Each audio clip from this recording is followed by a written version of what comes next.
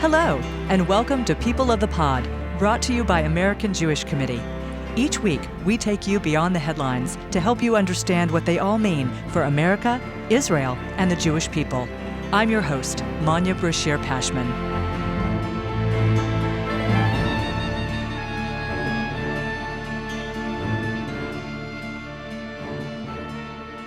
The first election season since last year's presidential elections is behind us, giving New York City a new mayor, New Jersey and Virginia new governors, and California a green light to redraw its map of congressional districts. We asked Rebecca Klein, AJC's Director of National Political Outreach, to explain what the 2025 election results mean for the American Jewish community. But first, we wanted to hear from Josh Kramer, Regional Director of AJC New York, about the election of Zohran Mamdani as the 111th mayor of New York City, the largest Jewish community outside the state of Israel. Josh, if you could please tell us why that matters, why it matters that the largest Jewish community outside Israel is in New York City, and why the prospect of Mr. Mamdani at the helm of City Hall is a concern. So, as you noted, New York has the largest Jewish population in the country and outside of Israel as well. Jews in New York City are scratching their heads today. They're asking themselves, how could it have come to be that a candidate has been elected to the highest office in the land who espouses views that are contrary to so much of the bulk of the mainstream Jewish population in New York City? Views that isolate and demonize and hold Israel to a double standard. This is a challenging day for many in the Jewish community. If you could rewind for listeners who have not been following the mayoral election in New York City, because it's sometimes hard for us here in the New York metropolitan area to remember we are not the center of the world. People are more concerned with issues in their own backyard. But if you could please just kind of fill those listeners in on why Mr. Mamdani was a concern and how he expressed those views that you just spoke of being contradictory to the mainstream Jewish community. Absolutely, but I will take issue with New York not being the center of the Jewish world, of course, as the director for the AJC New York regional office. So I'll say that we know a lot about Mayor-elect Mamdani's views on Israel from his long track record, from his statements that he's made along the campaign trail, from bills that he had proposed as a member of the state legislature. And Mayor-elect Mamdani has espoused strong views in support of the BDS movement to isolate and dismantle Israel. He's called into question the Jewish nature of the world's only Jewish state. And he has had a very difficult time consistently calling out and labeling Hamas as a terrorist organization, condemning their actions of holding hostages and otherwise. So it has been a concern that these issues have been at issue during this election. But of course, we know that this election wasn't about the issues that AJC cares most about. Most people who went to the polls were voting about affordability issues or about bread and butter issues or filling potholes. Some were voting in alignment with their views on Israel. Many in the Jewish community, many who supported the mayor-elect were misaligned with the candidate's views on Israel. But I think most people were going to the polls based on those affordability issues. You answered my next question, which was, why did he win? And it sounds like you do not believe that it was necessarily a referendum on Israel. I think that there's been a lot of writing and a lot of discussion along the campaign trail about these issues. He has been, and other candidates have been asked about their support for the Jewish community and about what they would do to combat the rising tide of antisemitism, which has been a part of the campaign the entire time. But his non-support of the state of Israel has been a major issue in the campaign. It's just not the issue that I think that people were going to the polls and making their decisions based on. I think that there certainly were people who are motivated either by or repulsed by the now mayor-elect's views on Israel, but I don't think that it was their top issue. So you actually penned a letter to the mayor-elect after his victory was announced. What did you say in that letter? What did you tell him? So AJC will work with this new mayor where we can. And that's one of the two core messages, I think, of the letter. We will work with this mayor on his pledge to quadruple or octuple the funding to combat hate crimes in New York City. We want to make sure that that funding is spent wisely and appropriately in the city government. We will work with him on a number of issues where we can align, modeling Muslim-Jewish dialogue, if that is an area where we can work with the mayor-elect. But the second message, and perhaps the more important message, is we will be there to speak out where we need to. And understanding that this mayor-elect has espoused BDS views for years now, since his days in college and perhaps before, that we will speak out where we need to, should BDS principles be attempted by the city government as a result of those views. You mentioned the funds that he has pledged for combating hate crimes, and I imagine that will require some input from community organizations, especially Jewish organizations, since the Jewish population is often targeted by hate crimes. Do you worry that weighing in as much as you did during campaign season will harm your chances of being able to work with and negotiate and work in harmony with this mayor? So AJC did feel the need to be on record for this election. And in fact, even prior to the election, we felt we needed to be on record, given some of the rhetoric we've seen from this candidate. At the same time, we have engaged with representatives of the mayor's team, of the now mayor-elect's team. And we hope to continue that dialogue, to hope to continue to work together where we can. I hope that we haven't harmed our chances to provide input to where hate crimes funding should be spent or could be spent. You're right, hate crimes against Jews in New York City, they differ from national statistics in that in New York City, we are the victims of the majority of hate crimes, not just the victims of the religiously motivated or religiously based hate crimes. And that means, on average, Jews in New York City are subject to hate crimes on average about once per day throughout the year. At least that was the case in 2024. And so we hope very much to be able to monitor and affect how this funding will be spent and make sure that it's spent appropriately in combating the majority of hate crimes, which comprise the Jewish hate crimes. In fact, there was a hate crime that took place earlier today, one of our, on average, 1 hate crimes per day that we experience against the Jewish community in New York City. And it was a swastika spray painted on a yeshiva in Brooklyn. And just earlier today, Mayor-elect Mamdani tweeted out, "This is a disgusting and heartbreaking act of anti-Semitism. It has no place in our beautiful city. And as mayor, he will stand steadfast with our Jewish neighbors to root out the scourge of anti-Semitism from our city." So it's an area of interest for us to continue to engage, and to see that kind of rhetoric from our leaders is very helpful. So that's what we will continue to look for, and also be vigilant at the same time. In fact, do you see that as being an entree into conversations and dialogue that perhaps just did not happen during the campaign season for whatever reason? Sometimes campaigns can get a little heated and the rhetoric can get a little fiery to fire up the base. Do you have hope? Are you optimistic that perhaps a more rational dialogue will emerge during his tenure, and that perhaps this hate crime conversation will be part of it? I do think that can happen. It can be that strong relationships can be built out of open and very much public dialogue, like the letter that was sent out. And it's happened before in New York. We've started very strong relationships with elected leaders in New York City by first starting with very public disagreements. Now, that's not our typical way of advocating, of course. Our typical way is diplomatically and behind closed doors, holding very open and frank conversations. But in circumstances like these, perhaps this is the best way to start a conversation. Well, Josh, thank you so much for sharing your views on the mayoral election. And now we'll turn to Rebecca Klein to talk about some of the other election results from this week. Rebecca, welcome to People of the Pod. Thank you for having me. So now that was one major municipal election this week. We also had smaller municipal elections across the country. There was an election in a suburb of Boston where voters voted to divest from Israel in this Boston suburb. Were there other examples of that in elections across the country, and why did this happen? So, Boston has been sort of a challenge for us for some time now. And we as an organization have been addressing this. And I think this is a movement.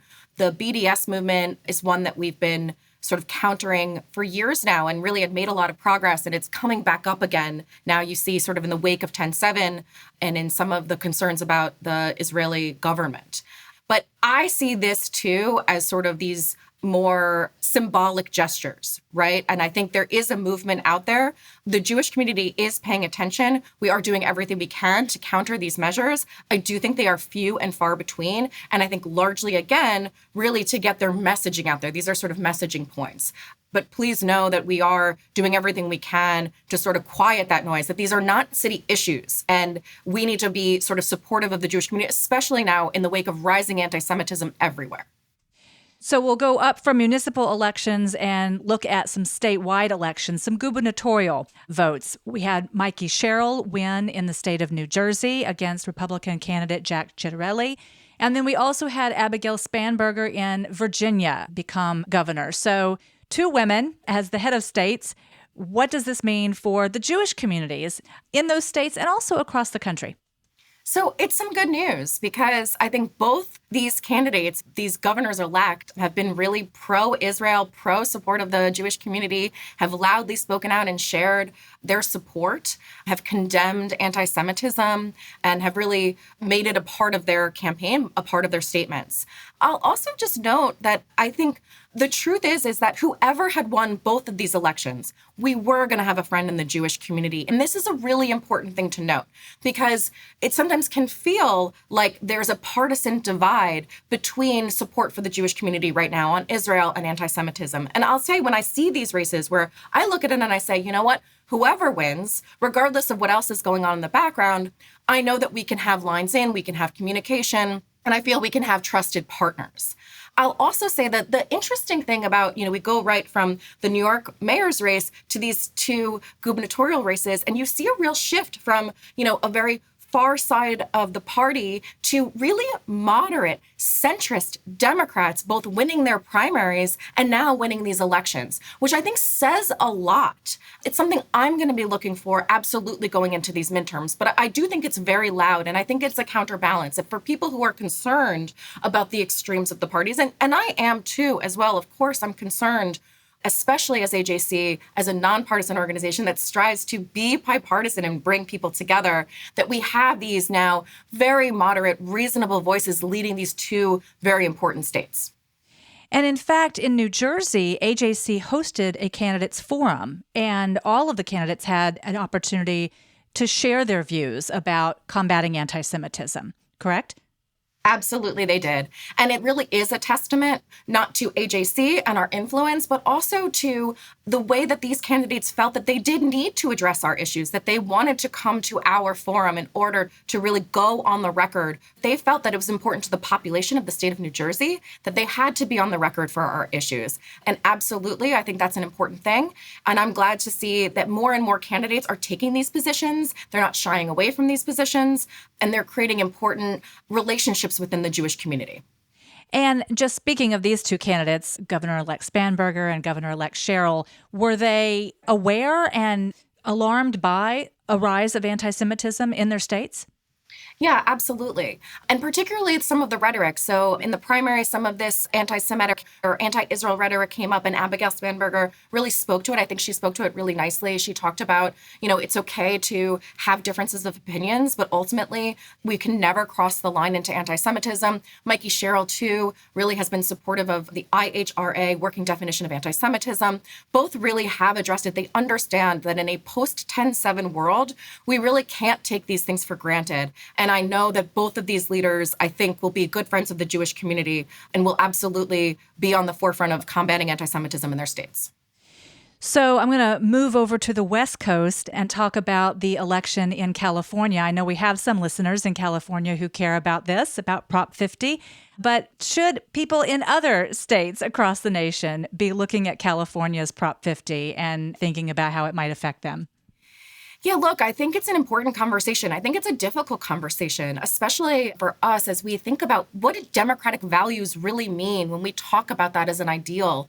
are these major redistricting efforts really the way we want to be thinking about our elections from now on? There are cases to be made on both sides, right? I think to some degree, if this is going to be the state of the future, you have to level the playing field. I think that's what California's voters said. They said, we need a level playing field. We need those extra 5 seats.